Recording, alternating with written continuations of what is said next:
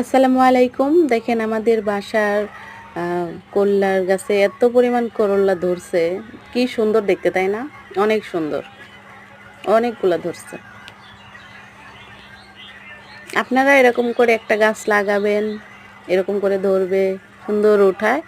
আমার কাছে করল্লা ভাজি অনেক মজা লাগে। তরকারি আমি খাইতে পারি না। তিতা লাগে।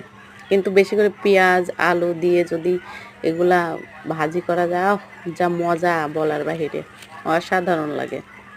আমি অনেকগুলা খাবার খাইতে পারি যদি করল্লা ভাজি হয়। খুব ভাল লাগে আমার। এই পোকা ধরছে। পোকাটা ফালাই দেই। অনেক সুন্দর না করল্লাগুলা? মাশাআল্লাহ একটা গাছে অনেকগুলা করল্লা ধরছে। একবার উঠানো যাবে।